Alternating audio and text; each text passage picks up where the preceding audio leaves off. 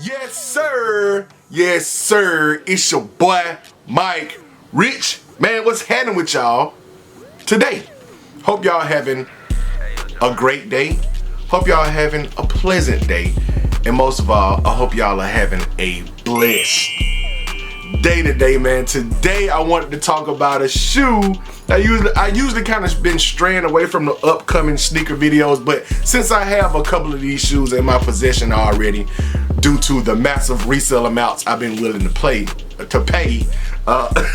gonna talk about this one, man, because I think out of all of the ones that drop, this one right here is the one that if I can't get it for retail, if I even try for retail, I probably ain't gonna cop it all. You feel me? So one thing I want to address before I get into this shoe, and it really needs no explanation because anybody who been rocking with me for a period of time, anybody who been watching my mall vlogs and watching my pickup videos and watching the videos of what really interests me in the sneaker game, know that this is not me. But I get a couple of accusations that I'm a hype beast because certain shoes drop and I spend a lot of resale on it.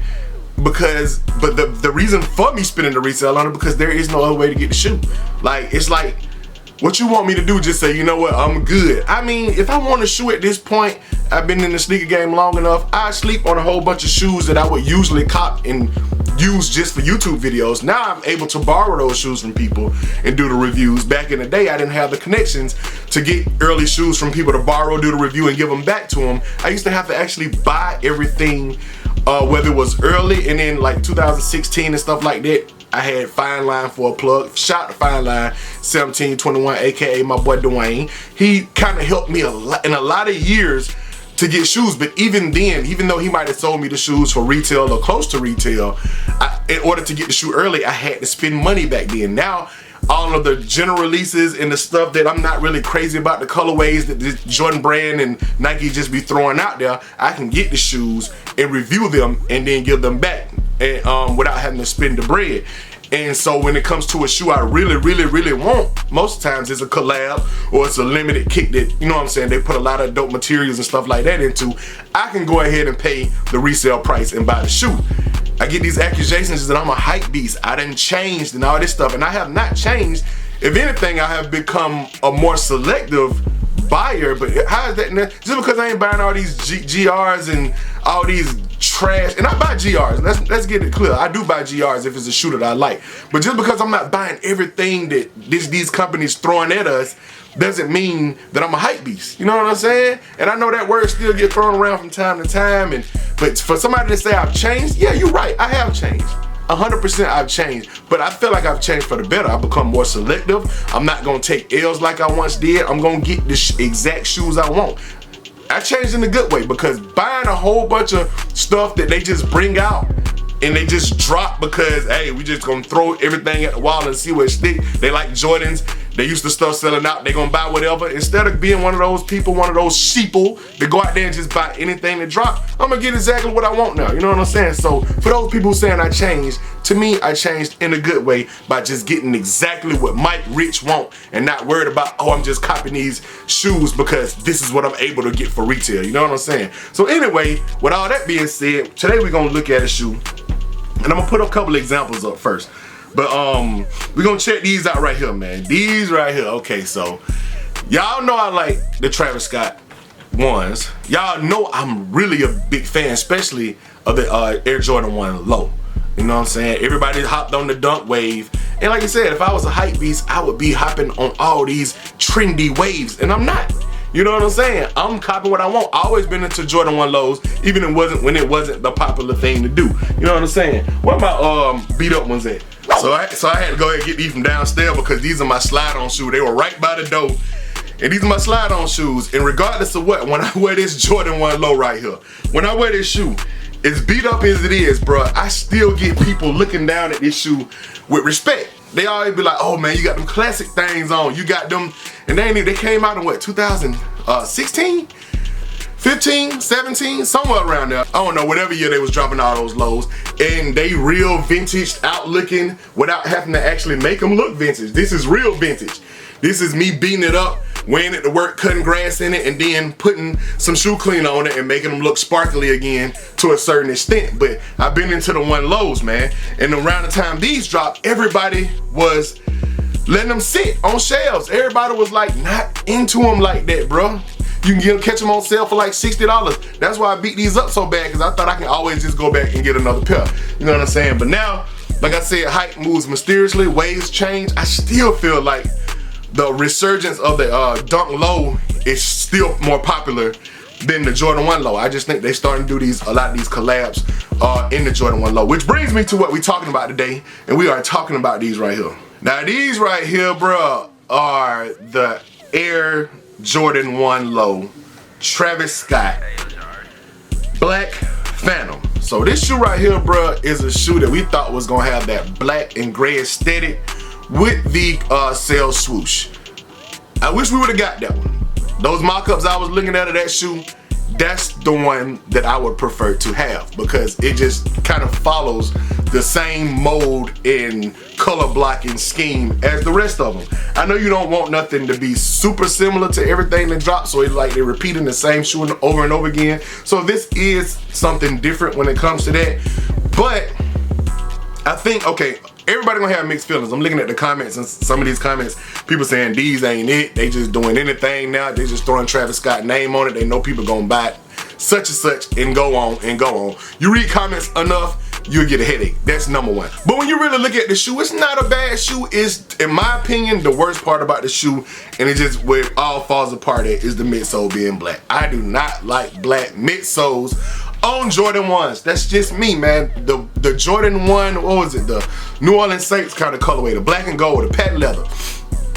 I ended up buying those shoes for my wife because she wanted them, but I did not want a pair because of that black midsole. Just takes everything away from that shoe to me. Even though I know a lot of the OG Jordan 1s, well, not OG Jordan 1s, but some of the more popular hype Jordan 1s had black midsole. I do not like black midsoles. And they tried to kind of, it seemed like it made up for it a little bit with the white stitching. You know what I'm saying? But let's just get into this shoe. So this shoe is I guess it's gonna come out like around holiday time. I'm finna say Halloween. Holiday times. It is mainly black shoe. It looked like it has a hint of sail on the Nike Air on the tongue, but then they give you these fat laces that has this Travis Scotty type Cactus Jack design. Some of the Air Force Ones and stuff kind of had these vibes going on when it comes to Travis Scott. And it has like two different shades of black on the upper. It seemed like it's nubuck all the way around, but it seemed like the side panels, the swoosh and the toe box are kind of like this lighter ashier nubuck, and it seems like the rest of the shoe, like the actual toe cap and then up by the laces and stuff like that, and even on the it looks like on the back of the shoe it's kind of more of like a dark nubuck. And this is not really suede because, you know, it ain't got no hair on it.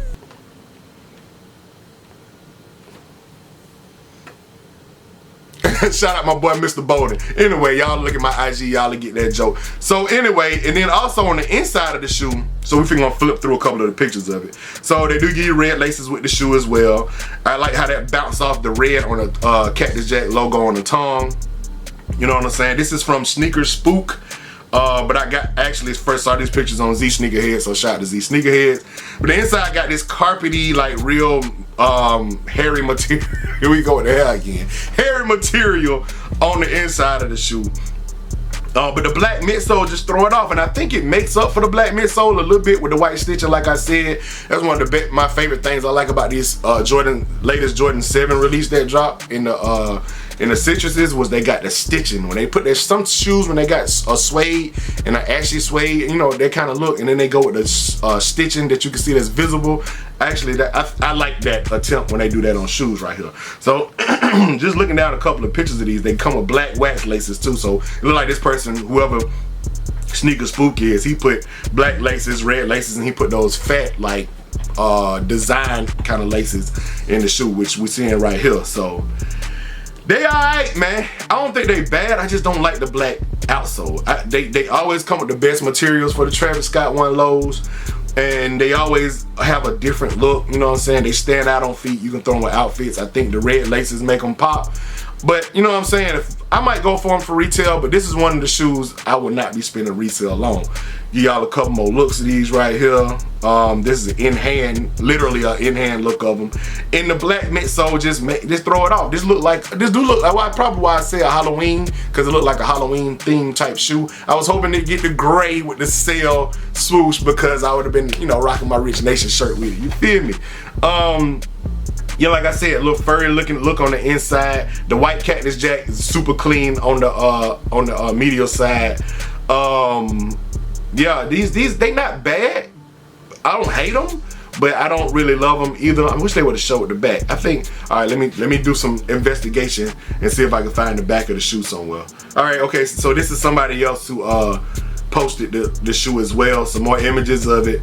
And you can, as you can see, let me see if it'll let me zoom in on this right here. As you can see, it got a, and there's probably another picture to show it. Got like a moth on the back of these, so I don't know what the hell that stand for. What y'all think these gonna resell for? I mean, I know I don't really like talking about resale that much, but you got to. When you're talking about sneakers like this, because they're gonna definitely resell, they're not gonna be readily available. Ain't like you're gonna be able to walk in the mall and just cop these right here. I like the insoles, the same insole that's on the brown ones. Yeah, these, I mean, actually these pictures right here do them a little bit more justice. You know what I'm saying? I like, okay, because see, look, the suede look a little bit better. It looked less nubucky and more suede on these. So I don't know, I guess they was filming under the certain, I mean, they were taking these pictures under certain lights. I like the inside, this is the same inside that the Reverse Mocha's got on it. Yeah, but these pictures right here make them look more suede-ish as opposed to like looking like two tones of nubuck. I actually like these pictures a whole lot better, and these pictures are making me actually reconsider. I'm still not gonna buy it for resale, unless it's probably like I might go a little bit up. Now looking at these pictures, that took my resale bar just up a little bit, but it's not gonna be nowhere near as much as I spent on the other ones that I own. So that's it for looking at these right here. But I just want to go over, like I said, more recently I got these right here. You know what I'm saying? This shoe right here, I like the color blocking on, and I like the contrast. That black one doesn't have the craziest contrast in the world. You know what I'm saying? So it's a little less appealing to the eye to me. You know what I'm saying? And then of course I got the Frag guys right here. You know what I'm saying? But to all those people who screaming that Mike Rich is a hype beast and stuff like that, I got these right here that nobody gave a damn about. And I just like Jordan 1 lows, especially when they give them the OG cut. Jordan 1 low, so fly. Thanks, man. I'm gonna double up on these because people sleeping. I should have doubled up on them a while ago before the price jumped a little bit, because I could have got these for like $200 or something like that, and I probably still can. People like super duper slept, and to this day saying that they are trash. But unlike, you know, the hype beast, ain't no high resale on them. So I'm thinking, when you think about somebody that's truly gonna get a shoe just because of the value of the shoe, that's when you think about people like that. It's not me, man. It ain't me. I got so many Jordan 1 lows that people slept on. Almost every one of them that dropped this year, I cop. You know what I'm saying? Because I just like the shoe. I like the aesthetic of the shoe. I like the way the shoe look on my feet. You feel me? So anyway, I know I didn't really need to address and give that much energy to that, but man, think before you type, bro. If you don't like it, just don't say nothing, man. You know what I'm saying? If you think I'm a hype beast, you can say it. You have freedom of speech, and you can say it as much as you want to. You can say I've changed and I ain't the same person. You can say all that stuff, but it still ain't gonna change the fact that it's really, the stuff that you're saying is really, you mistargeting, man. You're like, you know what I'm saying? You projecting on me. That's what I'm thinking. Because why else would you say that? Especially if you pay attention to my videos. Why else would you put these claims on the boy? You know what I'm saying? If you watch my videos, you know what I pick up. Most of my stuff, more than half of my collection is still GR shoes. General releases, stuff that people slept on, stuff that people didn't care about, stuff that had zero resale value. You know what I'm saying? Until now, until years later. Of course, it's gonna have a resale value if the shoe dropped 10 years ago. You know what I'm saying? But never been that guy. I always cop and rock what I like, bro. Always, regardless of what anybody say. And the crazy thing about it is, and a lot of people don't realize, I don't watch sneaker YouTube. I don't watch sneaker YouTube. Number one, I do it myself, so it's kind of like, it's overkill to watch other people's videos and just, you always talking about sneakers and your stuff. I need a break from sneakers sometimes. I don't want to hear somebody else that's continuously talking about sneakers. So the more videos I drop, the less I look at other people's videos. There's no knock to nobody else. I still mess with a lot of people in this landscape, but I just don't watch their videos. Number two, I don't watch other people's videos, especially on the shoe I'm about to review, because I don't want to get any preconceived like influence. I don't want to get something, because sometimes you'll watch somebody's video and you will get whatever they said about the shoe kind of stuck in your head, and then when you start talking about the shoe, it make you think about that element that they either liked or disliked. So I try to stay away from other YouTubers' videos. No knock against them. I just don't really watch sneaker YouTube like that. You feel me? Anyway, this video has gone on way longer than I expected it to. I done started rambling and talking, and you know how your boy Rich do. I appreciate y'all for watching this video on the Air Jordan 1 Low Travis Scott. What is it? Dark Shadow. I think everybody was thinking it was gonna be gray because it did have that shadow name. And no, Black Phantom. I'm way off. I gave it a wrong name. Black Phantom. So actually Black Phantom does fit this shoe a whole lot more, because Dark Shadow actually would have been a good name if it did have the gray on it like everybody was thinking. But the fact that this shoe is just black on black with black on it with a little bit of white and a little hit of red, this does actually fit the Dark Phantom name a whole lot better. Anyway, that's been my my thoughts on the shoe and my thoughts on Jordan 1 Lows in general. I appreciate y'all for watching. Y'all hit the thumbs up to this video, like this video, subscribe to my channel, hit the notification bell so you can become a part of Rich Nation. Get you some merch, stand all the way up to the moon on them, and keep watching my video, because that's what I'm here for. Gone.